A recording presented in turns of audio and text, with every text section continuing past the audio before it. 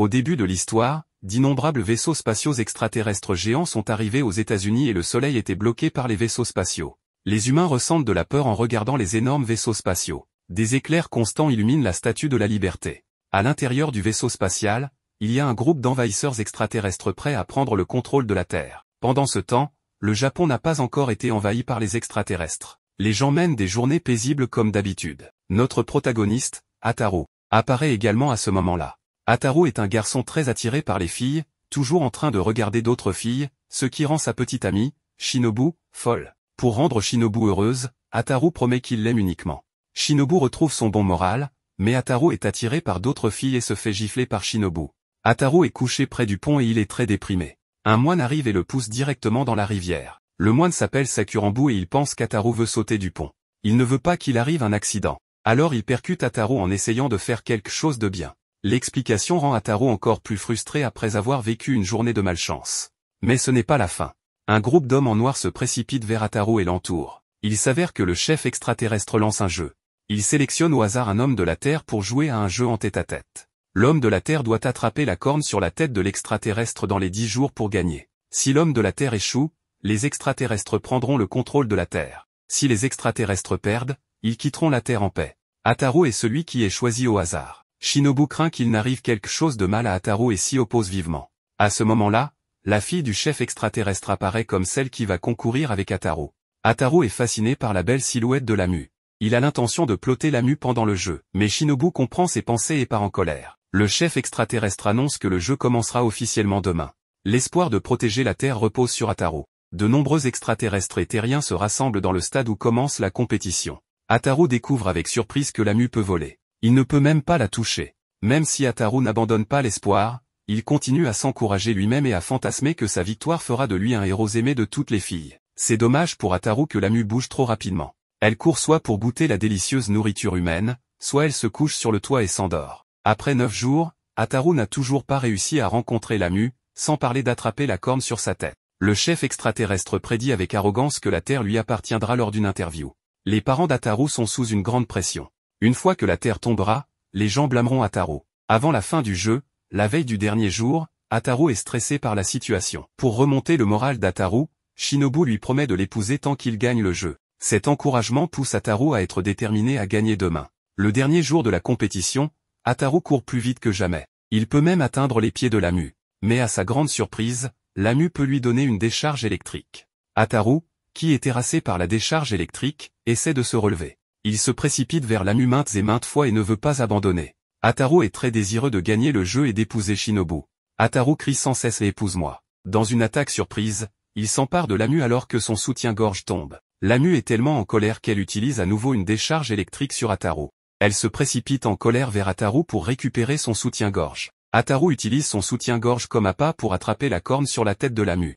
Les terriens remportent le jeu à la fin de la compétition. C'est à ce moment que l'accident se produit. Auparavant, Ataru avait crié pour le mariage, mais il s'avère que Lamu avait mal compris ce qu'Ataru avait dit et pensait que c'était une proposition pour elle. Elle est distraite pendant la compétition et se fait attraper par Ataru. Lamu annonce publiquement qu'elle veut épouser Ataru. Le pauvre chef extraterrestre échoue dans son occupation de la Terre et perd sa fille. Personne n'écoute ce qu'Ataru veut dire. Lamu décide de rester chez Ataru, et Ataru essaie de s'échapper mais échoue car Lamu le paralyse avec une décharge électrique. Cette scène se répète pendant de nombreux jours par la suite. Lamu est un Pikachu humanoïde et chaque fois qu'Ataru essaie de chasser Ram, Lamu lui donne des décharges électriques. Plus tard, Lamu ne supporte pas l'éviction constante d'Ataru, alors elle se cache dans son vaisseau spatial et utilise des ondes radio pour interférer dans la conversation entre Ataru et Shinobu. Un avion de passage disparaît après avoir été perturbé par les ondes radio. Même les informations rapportent cet incident, et l'animateur commente que le triangle amoureux d'Ataru a perturbé l'ordre de la Terre. Lamu se moque du scandale. Elle continue d'augmenter les ondes radio pour interférer dans les appels téléphoniques d'Ataru et de Shinobu. Ataru décide de passer du temps avec Shinobu, mais Lamu devient jalouse et utilise des dispositifs de haute technologie pour contrôler le tonnerre et la foudre. Tant qu'Ataru est hors de la maison, il sera puni. Le père d'Ataru lui prête son imperméable en caoutchouc en voyant à quel point il est déterminé à voir Shinobu. Avec cet imperméable complètement isolant, Ataru a plus confiance pour faire ce qu'il veut faire. Sakurambo est également touché par l'infatuation d'Ataru.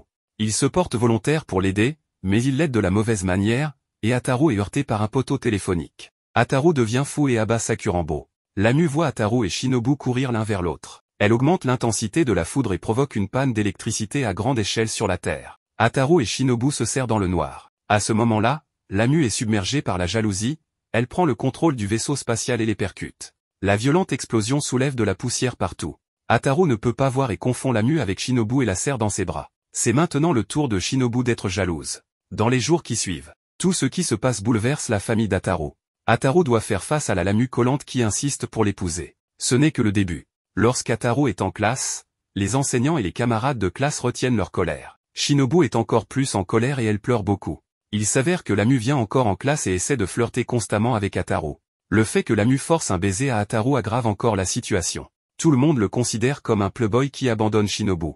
Shinobu devient furieuse. Elle attrape même la table et frappe Ataru frénétiquement. Après la guerre, Ataru est écrasé sous une pile de chaises. Le pauvre Ataru est couvert de blessures. Il doit faire attention à la décharge électrique de Lamu. Ataru ne peut pas faire face à ce qui se passe récemment, alors il choisit de se déguiser et de s'enfuir de chez lui. Lamu peut voler et utiliser des décharges électriques, et elle a une force entière qui peut prendre le contrôle de la Terre à tout moment. Ataru ne fait pas le poids contre elle. L'idée d'Ataru de s'enfuir échoue non seulement, mais elle est également diffusée à la télévision avec une photo de son départ de chez lui. Ataru percute une fille en essayant de s'enfuir à nouveau. L'interaction intime entre eux rend le luxurieux Ataru insolent.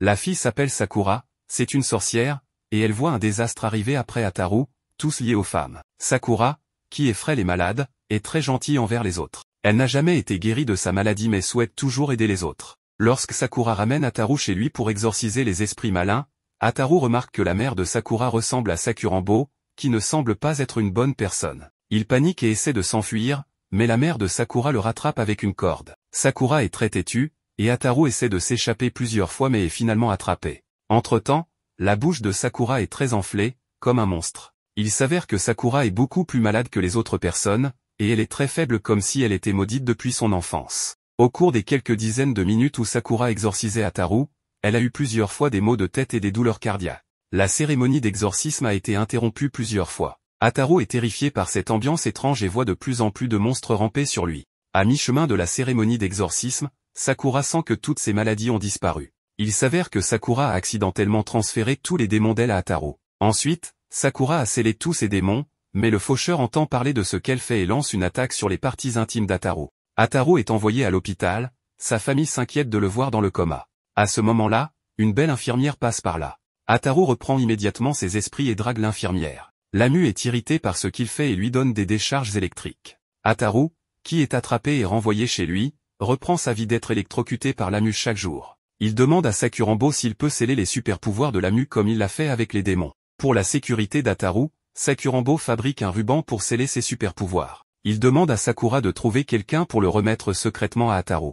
Les super-pouvoirs de Lamu seront scellés dès qu'Ataru mettra le ruban sur la corne de Lamu. Ataru est la seule personne qui peut enlever le ruban. Ataru semble voir le sauveur de sa vie quand il reçoit le ruban, et il trompe Lamu en disant que c'est un cadeau du mari à sa femme. Lamu y croit. Après que la corne de Lamu a été attachée avec le ruban, ses capacités disparaissent complètement. Elle ne peut ni voler ni utiliser de décharge électrique. À ce moment-là, Lamu n'a pas encore réalisé que c'était un stratagème d'Ataru. Elle montre son ruban à Shinobu quand elle vient apporter de la nourriture à Ataru, ce qui rend Shinobu jalouse et la pousse à rester loin d'Ataru. Lamu a perdu ses super-pouvoirs ainsi que son sentiment de sécurité cette nuit-là. Elle a séjourné chez Ataru et a essayé de vivre avec lui. Elle découvre une lettre de Sakurambo à Ataru. Maintenant, tout éclate au grand jour. Et elle sait qu'Ataru voulait que ses super-pouvoirs soient scellés. Sans super-pouvoir, Lamu gratte simplement le visage d'Ataru avec ses ongles. Ataru se sent déjà coupable, et maintenant il est forcé de défaire le ruban. Lamu retrouve ses super-pouvoirs et les intensifie. Ataru est condamné à s'échapper cette nuit-là. Grâce à la divination de Sakurambo, il prévoit qu'il pourrait être impliqué dans des ennuis et s'enfuit avec ses bagages pendant la nuit.